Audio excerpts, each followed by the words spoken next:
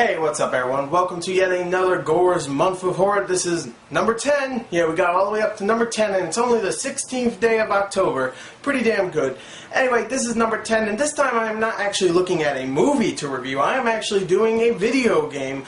A game that came out last week called Dead Rising 2, Off the Record. Now the reason why I'm doing this kind of video review besides a regular, like with gameplay and stuff, video review that I do, for video games, is because I did not beat this game. I'm going to say it straight up there. So I cannot do a professional-ish, I don't really do professional reviews, but, I can't do a, quality-looking review with the HD gameplay because I didn't finish the game. But I'll tell you why in a minute, okay? I want to talk about this game, of course. It has to do with zombies.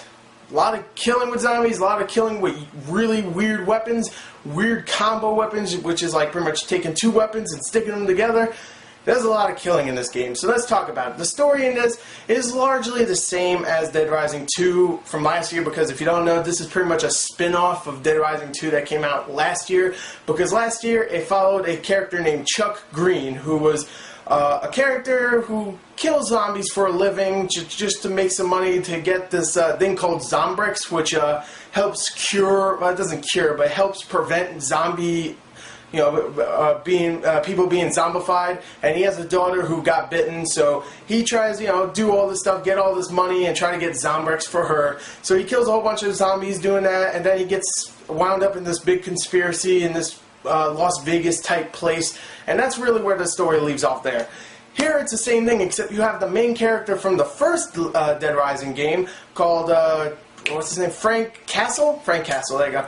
And you have Frank Castle in this one, who is a photographer, he was a journalist, he got really famous from the first one, and in this one he's pretty much a deadbeat now. He lost fame and blah blah blah, and here he is in the place for Chuck. This is an alternate story. This pretty much trying to say that Chuck does exist, but he's not in this situation, so Frank is now the Chuck in this game, and he's going through the story. It's the same story, except it's different because Frank's in it, so he says different things, and some little plot outcomes are a little different.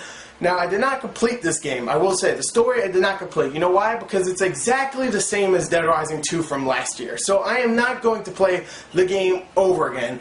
If the game was like 7 hours long, then sure, but the game's about 20 hours long, and I remember being frustrated like hell last year. I mean, I love Dead Rising 2, don't get me wrong, but there's so many boss fights and so many little fights that you have to come encounter with that are just annoying, and I didn't want to do that again, so I'm sorry. I did not play that much. I played the first 2 cases out of like 8, and that's it. That was all I played. But I gotta say, there's also a new mode in this version of the game called Sandbox Mode, where it's just sandbox. You go around killing as many zombies as you want, and that's it. There's no time restraints, because in the campaign you have a time restraint. You have to do each mission according to time and stuff. If you do it too long, you'll fail the whole game, okay, if you wait too long. So in Sandbox, you can just go roam around, co-op with a friend, killing a whole bunch of zombies, taking pictures if you want, because of course your main character in this game has a camera, so you can take a whole bunch of weird pictures. You also have a new area in this this version of the game called Uranus Zone. Haha. And it's kind of fun, but not really worth the extra $40 you'll be paying for this game. The game is a lot of fun, it really is. But it's largely the same, it really is. Besides the new zone, a couple new weapons that you get, and the new little features in the story with Chuck Green being replaced with Frank Castle. It's largely the same, it really is. And the sandbox mode, of course, which in a way you could do the sandbox mode anyway in the past games if you just want to create a different save for Dead Rising 2 and just screw around in Dead Rising 2 and fail all the missions, because if you fail all the missions you can still play the game, you just can't do any of the missions. So, it's still a lot of fun. The game is a lot of fun, don't get me wrong. It's very fun to kill a bunch of zombies, unique weapons, unique combo weapons that you can make by combining 2 weapons. It's a lot of fun.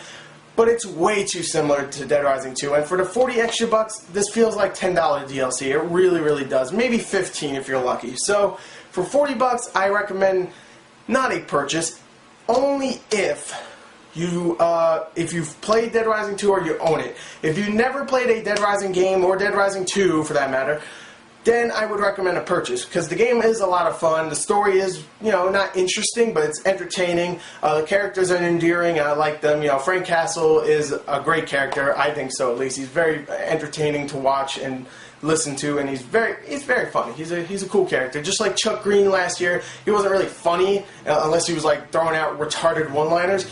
Most of the time he was serious because he was trying to save his daughter. And this one, he's just, Frank Castle's just goofy and, not serious at all. So, there you go. There's my review for Dead Rising 2 off the record. If you want a brief summary, I like the game. There's not too much different from it, but it's still a pretty damn fun game.